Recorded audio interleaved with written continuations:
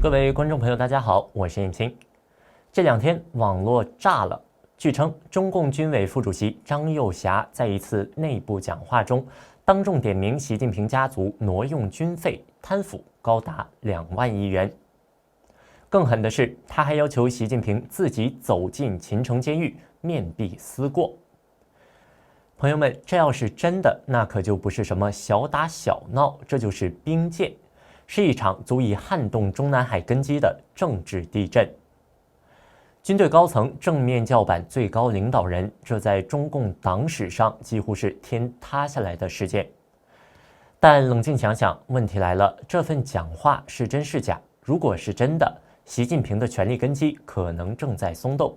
如果是假的，那么谁在背后炮制这么一份足以点燃舆论战场的讨袭檄文？今天我不只带大家抽丝剥茧看这份文件的破绽，更要揭开它背后正在上演的一场针对习近平的舆论战争。而前段时间闹得满城风雨的澳洲杨兰兰事件，很可能就是这场战争中的另一颗烟雾弹。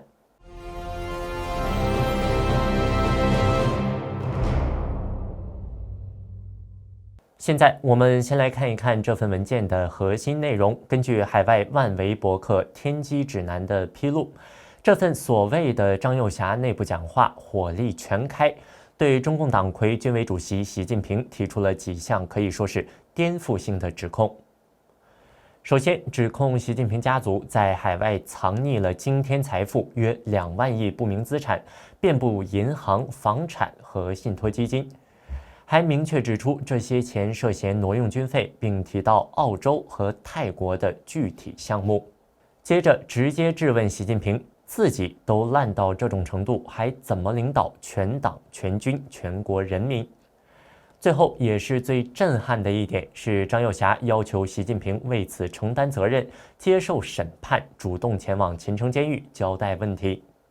那这份文件可以说是字字诛心，如果属实，这就是公开的决裂，是军队在向最高领导人摊牌。但是我们必须冷静下来，理性分析，这份文件它经得起推敲吗？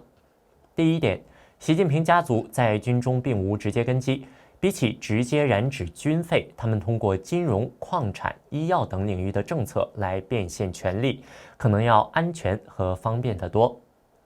第二点，讲稿里提到要把这笔钱追回来分给老百姓，这句话听起来非常政治正确，但却是最大的破绽。在中共的权贵圈子里，大家闷声发大财是共同的默契和潜规则。张又侠本人就是红二代，他如果公开要抄另一个红色家族的家，还要分给老百姓，这等于是向整个权贵阶层宣战，会立刻让自己成为众矢之的。这种打破阶级默契的话，一个身居高位的内部人是不可能说出口的。那第三点，讲稿中张又侠公开要求习近平进秦城监狱，不符合政治惯例，这是最不现实的一点。中共高层的权力斗争从来都是在密室中进行，是黑箱操作。即便是你死我活的斗争，表面上也要维持党内团结的假象。像文件中描述的，一个军委副主席在内部会议上公开命令总书记去坐牢，这完全违背了中共的所有内部规矩和程序。张又侠作为一个在军中和政坛经营多年的老手，不可能如此鲁莽。所以综合判断，这份所谓的张又侠讲话极大概率是伪造的。它不是一份真实的内部文件，而是一篇精心撰写的用来打击政治对手的讨袭檄文。我们大时局频道会及时追踪各种重大新闻。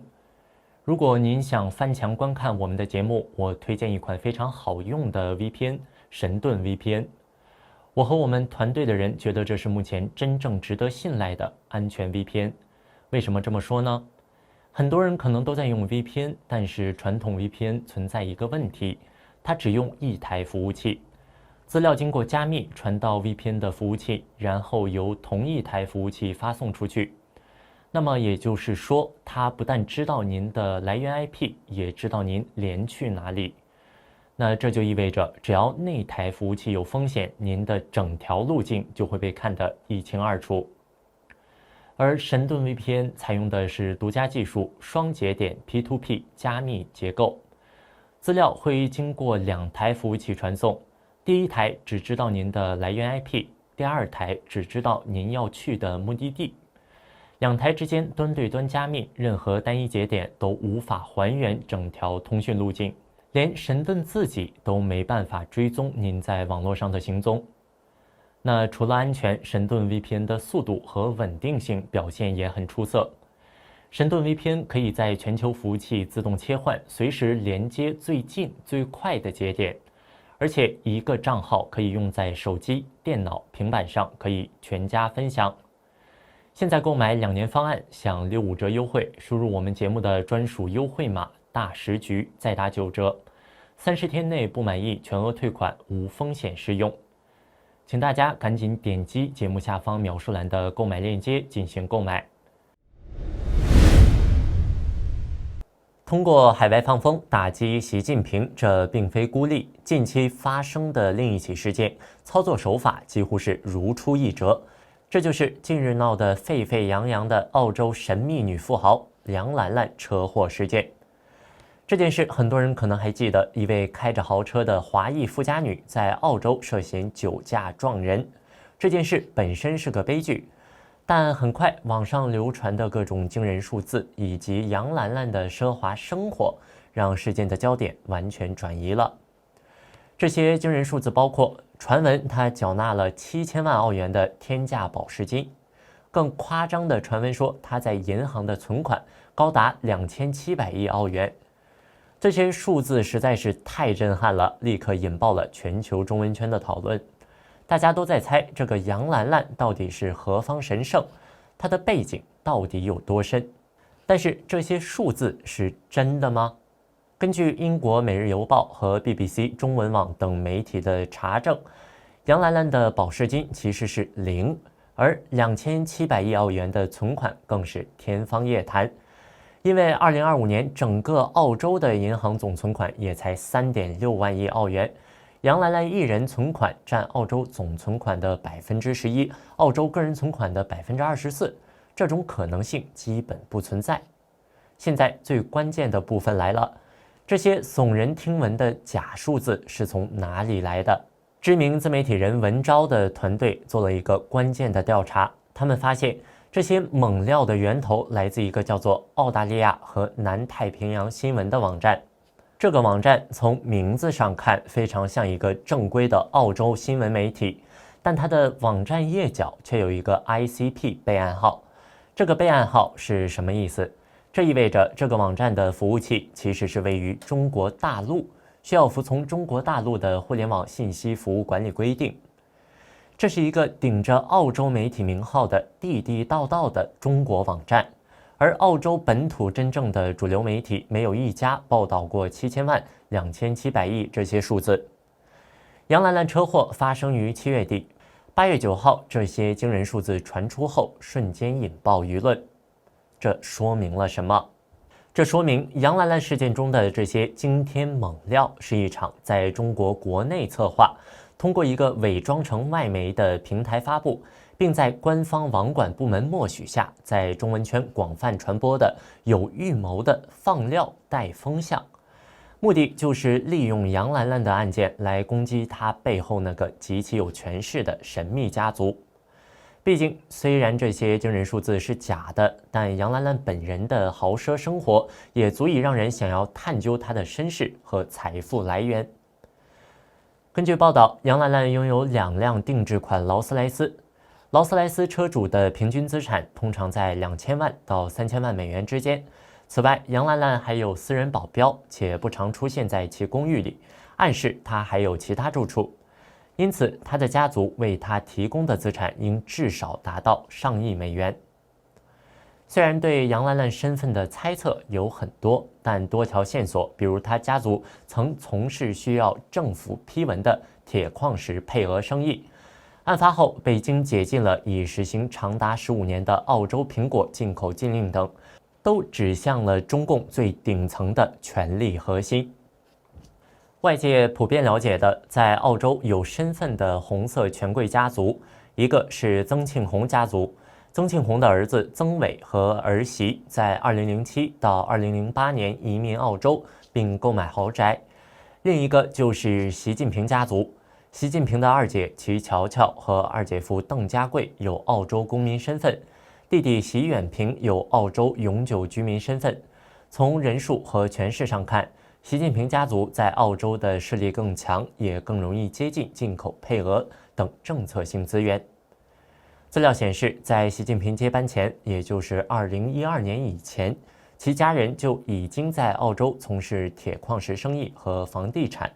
2019年，习近平的表弟齐明也在澳洲经营赌场，在悉尼和墨尔本都有高端豪宅，并曾被澳洲政府调查，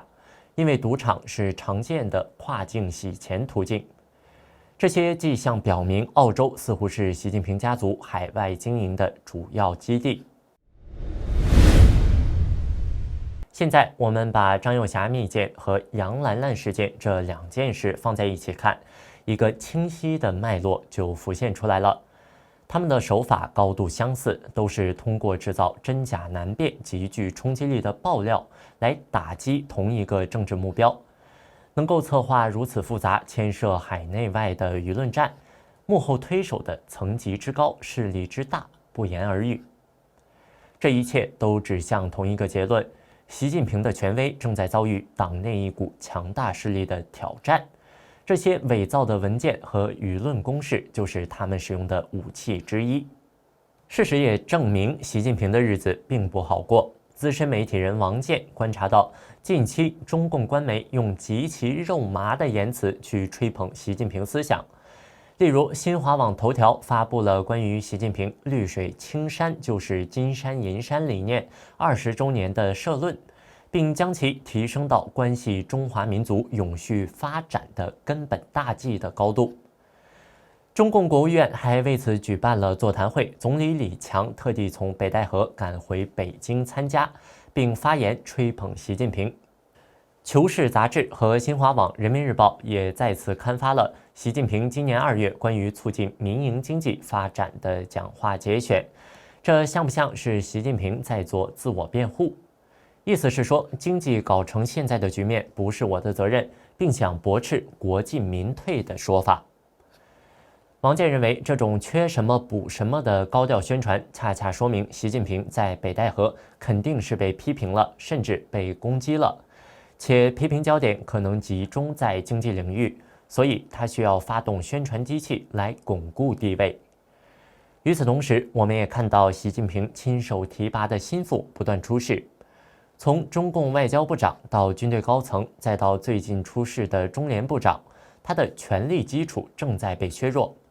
甚至连他赖以集权的决策议事机构都被政治局通过条例加以限制。王健指出，尽管习近平拥有制度上的优势，毕竟是中共国家主席和总书记，但他的把事儿给办砸了是难以回避的事实。在习近平治下，中国经济一团糟，以至于政府国库也出现空虚。为了充实国库，以应对经济压力，中共当局已经开始向富人的海外资产开刀。税务机关开始要求个人申报全球收益，并补缴高达20%的税款。根据英国金融日报报道，今年上海、浙江和山东等主要经济中心的税务机关在其网站呼吁投资人申报所得税，还亲自致电或发送简讯给个别人士。8月，官员们也透过官媒扩大宣传纳税。在采取经济合作暨发展组织支持的打击全球逃税架构共同申报准则中，中共推出了一款申报个人所得税的手机应用程式，已经能与该网络120多个成员机构交换来自银行、券商和资产管理公司的金融账户资讯，包括账户余额和联系方式。中共相关部门因而更容易找出透过富途证券或老虎证券等线上平台积极交易外国股票的本地人士。今年6月，上海市税务局要求上海投资人 Roger 黄缴纳过去3年在港股交易获利的20%。报道说，但这次查税行动也促使投资人重新考虑其资产配置和税务策略，将资产转移到非 CRS 平台。许多投资人正在考虑关闭在中国和香港券商的账户，转向美国平台。好了，让我们来总结一下今天的分析。那份所谓的张幼霞讲话，大概率是一份伪造的政治檄文。但它的出现以及背后所使用的与杨兰兰事件如出一辙的舆论操控手法，都绝非空穴来风。他们共同揭示了一个惊人的事实：一场围绕着习近平高层级的党内权力斗争正在激烈进行，反对他的人正在用舆论战、信息战这种现代化的方式对他的权威发起挑战。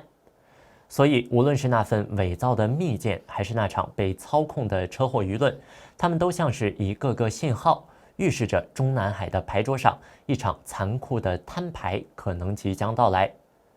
观众朋友们，您对这件事有什么看法？您认为是谁在幕后策划了这一切？接下来的中共政局会如何演变？欢迎在下方留言分享您的观点。好的，这里是大时局要闻透视，感谢您的陪伴与思考，请订阅、分享并打开小铃铛，和我们一起在动荡中坚守真相，在黑暗中点燃希望。